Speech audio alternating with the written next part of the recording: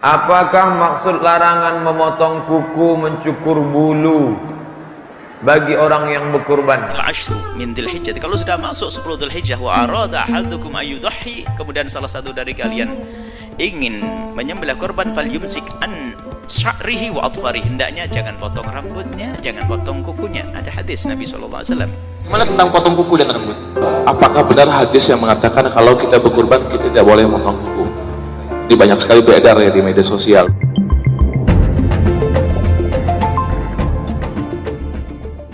Apakah maksud larangan memotong kuku, mencukur bulu bagi orang yang berkurban? Idza ra'aitum hilala Dzulhijjah, kalau kalian melihat hilal bulan sabit Dzulhijjah, wa arada ahadukum an yudhi, kemudian kalian mau berkurban, falyumsik an sya'rihi wa azfarihi, maka jangan potong kuku, jangan potong bulu, jangan potong rambut, jangan potong kumis, jangan potong jenggot, jangan potong kuku. Hukum tidak memotong itu sunnat, bukan wajib. Sunnat, bukan rukun, bukan syarat, bukan wajib. Apa hikmah di balik itu? Kenapa? Apa alasannya? Kalau rambut, bulu, kuku, janggut, kumis tidak dipotong, maka selesai nanti sholat Id barulah motong. Setelah dipotong hewan kurban, barulah potong kuku, barulah potong kumis, barulah rapikan jenggot, barulah rapikan rambut. Maknanya apa? Ini terapi dari Nabi SAW. Suasana baru, kuku baru, kumis baru, jenggot baru, rambut baru. Orang kalau habis pangkas itu kan fresh. Selama 10 hari ini kuku bertambah, mulai tumbuh, mulai kacau balau. Setelah memotong, maka dia suasana baru. Ini terapi dari Nabi SAW. Laksanakan, sunnah, baik. Tapi bagi ada orang yang motong kuku, kurbannya tetap sah, karena hukumnya sunnah. Larangan memotong kuku dan memotong rambut bagi orang yang hendak berkorban. Bagi orang yang haji memang jelas di sana selagi dia belum tahallul maka tidak diperkenankan memotong rambut dan memotong kuku. Tapi bagi orang yang tidak lagi haji kemudian dia ingin berkorban, bagaimana hukum memotong rambut dan memotong kuku? Di dalam hal ini ulama berbeda pendapat.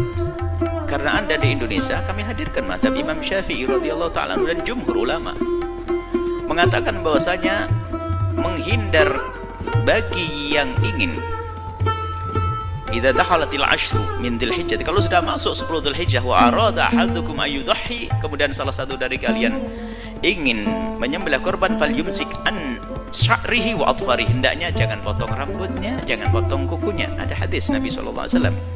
Kemudian dalam memahami hadis ini tidak boleh satu hadis saja, ada hadis yang lainnya. Kesimpulannya para ulama mengatakan Anda mazhab Syafi'i hukumnya menahan diri agar tidak memotong kuku dan memotong rambut bagi yang ingin berkorban waktu masuk bulan hari Dzulhijjah, hari 1 Dzulhijjah, hukumnya adalah sunnah, bukan wajib, bukan haram kalau Anda potong rambut, bukan haram kalau ada potong kuku. Ini adalah di negeri kita, masyarakat Syafi'i. Makanya menghadirkan masalah khilafiyah itu memang khilafiyah tidak ada masalah. Tapi kalau dihadirkan tanpa penjelasan akan jadi masalah. Misalnya Anda menghadirkan madhab tadi selain dari madhab Syafi'i, selain madhab jumhur, selain madhab Syafi'i dan madhab jumhur, lalu Anda berkata kalau mau korban jangan potong rambut, jangan potong kaki, kuku, potong kuku. Orang awam langsung ribut, kamu potong rambut ya, wah, ribut, nggak boleh, bulet. Kalau Anda di lingkungan yang madhabnya mengatakan haram, semua masyarakat ngerti yang demikian itu. Tapi namanya khilaf, ya kami hadirkan sebagai khilaf. Sudahlah, memang ada yang mengatakan haram memotong rambut, tapi tidak kena denda. Berbeda bagi orang yang memotong rambut waktu umroh, waktu haji. Jadi kalau ada bagi yang mengatakan bahwa memotong rambut, memotong kuku adalah haram, tidak kena denda, hanya dosa saja. Tapi dalam jumhur ulama, khususnya mazhab Imam Syafi'i, memotong tidak haram, hanya disunnahkan kita, bukan hanya sunnah kok hanya disunnahkan kita agar tidak memotong kuku dan memotong rambut. Kenapa? Agar yang bakal, karena kalau ada orang menyembelih korban itu nanti akan dimerdekakan jasadnya dari api neraka. Ini riwayat Sehingga biar semakin banyak yang dimerdekakan. Rambutnya biar merdeka dulu, jangan dipotong dulu. Kukunya biar merdeka dulu, jangan dipotong dulu. Sebagian mengatakan adalah atasyabbuh, menyerupai dengan orang yang haji. Kalau orang haji kan tidak potong rambut, tidak potong kuku. Maka kita pun demikian, tidak potong rambut, tidak potong kuku, tapi tidak wajib. Sudah kukunya hitam tebel begitu, wah, mempertahankan begini, potong saja daripada orang makan sama Anda jijik. Nah, jelas ya hukumnya. Nah, kalau ada itu kreatif, Anda pun harus kreatif nanti. Kalau ada tulisan seperti itu, Anda juga yang kreatif buat. Masalah hukumnya adalah sebagian ulama mengatakan begini supaya orang tidak bingung. Tapi kalau Anda gini kaidahnya, jika Anda di sebuah masyarakat yang sudah dengan madhab tertentu, kalau Anda ingin mendatangkan madhab yang lain harus pakai keterangan. Kalau tidak agak akan menjadi fitnah. Biarpun secara ilmu adalah hak benar, tapi Anda akan bikin gelisah orang. Tapi mungkin dari tim Al-Wajah ada lebih kreatif lagi. Sebutkan, jumhur ulama mengatakan sunnah, sebagian mengatakan wajib. Itu jumhur ulama mengatakan tidak haram motong kuku, tapi untuk tidak motong adalah sunnah. Sebagian mengatakan haram motong. Anda terangkan, jadi orang punya wawasan. Jangan disebar ke sana kemari hanya satu model saja, sehingga di kampung berantem. Tidak mustahil, itu bakal ribut juga di sebagian tempat. Bijak di dalam memberikan fatwa itu penting. Anda harus tahu pendapat ulama dari mana, kemudian masyarakat yang akan Anda beritahu itu masyarakat seperti apa. Itu adalah kebijakan dalam menyampaikan fatwa ulama. Jadi jelas seperti itu. Wallahu a'lam. Bagaimana tentang potong kuku dan rambut? Apakah benar hadis yang mengatakan kalau kita berkurban kita tidak boleh potong kuku? Ini banyak sekali beredar ya di media sosial belakangan ini. Baik, saya jawab dulu yang kedua ya. Kedua dulu, nanti gantian dengan yang lain dulu ya. Baik, yang kedua, larangan tentang memotong kuku dan rambut. Anda bisa temukan di hadis Muslim, nomor hadis 1977, bab yang ke-39, halaman 152, jilid yang ke-7.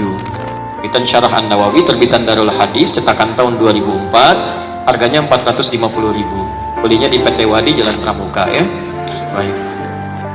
Hadisnya dari Ibnu Musayyab, berasal dari Ummu Salamah dari Nabi. Saya bacakan hadisnya. An Ummi Salamah radhiyallahu ta'ala anha qalat, dari Ummu Salamah, semoga Allah meridhai kepada beliau menyampaikan, qala Nabi sallallahu alaihi wasallam, Nabi sallallahu alaihi wasallam pernah bersabda, bima makna, perhatikan kalimatnya, idza ahalla hilal dzil hijjah wa arada ahadukum an yudhhiya fala yamassa min basharihi wa adfarihi syai'an.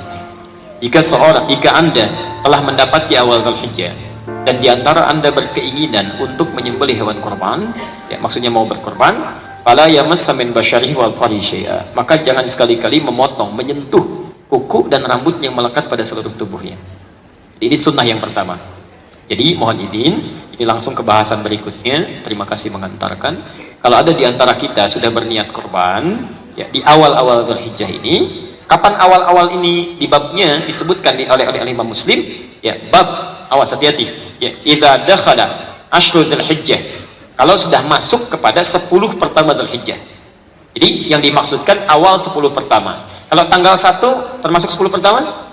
Tanggal 2? Tanggal 3? Maka memahami hadis ini efektif berlaku jika di tanggal yang bersangkutan ya ada orang yang sudah berniat, maka efektif hukumnya berlaku pada saat itu. Misal, saya mau korban, sudah niat, uang ada, kemudian ingin saya korban, ya kan? Sudah niat, uangnya ada, dari sejak tanggal 1, maka hukum tidak memotong kuku dan rambut berlaku efektif tanggal 1. Oh, oke. Baik. Kalau saya baru terfikir tanggal 5 besok, uang baru ada, baru berniat, maka tanggal 5 baru berlaku efektif hukumnya. Ya, tidak sebelumnya. Nah, bagaimana kalau misalnya, maaf ya, uangnya baru ada tanggal 7, tapi niat dari sekarang. Uang sudah ada misalnya, uang sudah ada, tapi belum dipegang. Maka sejak diniatkan, di situ amalan berlaku. Karena hukum amal berlaku pada niat. Ya, hadis Al-Bukhari nomor hadis yang pertama dari Umar bin Khattab, innamal a'malu binniyat. Ya. Maka apa faedahnya larangan memotong kuku dan rambut ini? Ya, para ulama menafsirkan larangan ini ditujukan memberikan keistimewaan sekiranya Allah berkenan mengampuni dosa orang bersangkutan dari helai rambut yang paling atas sampai ujung kukunya. Diminta untuk tidak dipotong dulu, khawatirnya nanti saat Anda potong terpisah dari sini, belum diistighfari itu. Jadi ketika Allah ampuni dosanya, terpisah bagian dari tubuh kita, dia menjadi saksi di akhirat. Kan mulut dikunci kan saat di akhirat nanti. Ya, surat Yasin, al-yawma nakhtimu ala afwahihim wa tukallimuna aydihim wa tashhadu arjuluhum. Ya, nanti mulut akan dikunci, tangan yang bersaksi, kaki bicara, dan tempat-tempat ini akan bicara. Akan bicara. Khawatirnya pernah tangan ini berlaku sesuatu yang salah. Tulis tentang keburukan orang walaupun beberapa kalimat. Gak nyangka ya dia. Ketika Anda bilang gak nyangka, itu sedang nyangka. Tulis. Tangan jadi saksi. Sebelum diistighfari, dipotong kukunya. Ketika dia bertobat, diampuni dosanya, cuman kuku lebih dulu terpisah. Karena itu nanti minimal ada 2 golongan yang oleh Allah saat dihisab itu ditutup oleh Allah. Ya. Penduduk langit dan bumi tidak tahu, antara dia dengan Allah saja. Ya. Satu, orang-orang yang tadi sudah beristighfar, tapi tempatnya masih menjadi bagian dari saksinya, dibuka oleh Allah. Tempat itu akan bicara, cuman disekat. Ya, kamu dosa sudah terampuni. Ini cuma untuk menunjukkan rahmat Allah Subhanahu wa taala, ya, untuk menutup semua dosa-dosanya. Yang kedua, orang yang gemar menutupi aib orang lain. Aib orang ditutup, maka Anda pun akan ditutup oleh Allah saat di akhirat nanti. Yang lain tidak. Semua akan dibuka. Faman ya'mal mithqala dzarratin khairan yarah wa man ya'mal mithqala dzarratin syarran yarah. Ingat, yang tidak boleh memotong kuku dan rambut itu berlaku hukumnya sunnah, bukan wajib. Jadi kalau Anda potong pun Anda tidak dosa, cuma kehilangan pahala kebaikan di situ. Yang kedua, yang dimaksudkan bukan hewannya tapi orangnya. Ya, sering tersebar di masyarakat ada informasi yang dilarang potong itu hewannya, bukan orangnya. Ini kesalahan tersebar di masyarakat menjadi kaprah, ya, dan cuma di Indonesia saja, negara lain nggak ada. Cuma di Indonesia, karena ada kesalahan terjemah. Pernah ada orang salah menerjemahkan ringkasan Sahih Muslim.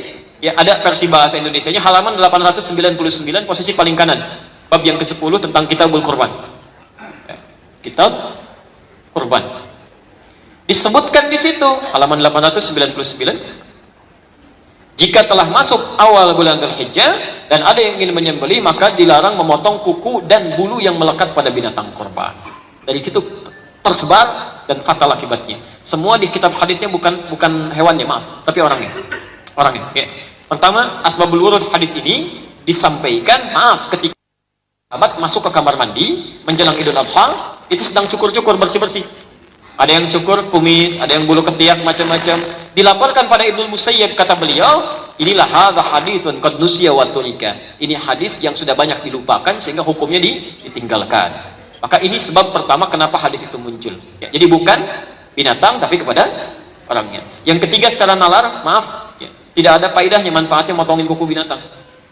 Ada yang pernah motong kuku sapi? Begitu dipegang kakinya sudah nendang begini gitu kan. Jadi kalau Anda berkorban, silahkan dimulai dari sekarang gitu kan. Mumpung masih ingat, nanti tidak memotong kuku dan rambut sampai kemudian hewan kurbannya disembelih. Ingat, bukan sampai tanggal 10 tapi sampai hewan kurbannya disembelih. Nah, nanti setelah Anda selesai, kapan hewan kurban disembelih? Kalau tidak tahu, tanyakan.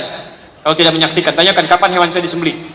Setelah selesai, hadis Abu Dawud nomor hadis 2797, Anda menghadap kiblat. Berdoa di situ mengucapkan inni wajjahtu wajhiya lilladzi fataras samawati wal ardh, dan seterusnya sampai akhir, dan di situ memohon ampunan kepada Allah. Dan semoga Allah berkenan mengampuni dari ujung rambut sampai dengan ujung kuku di kaki.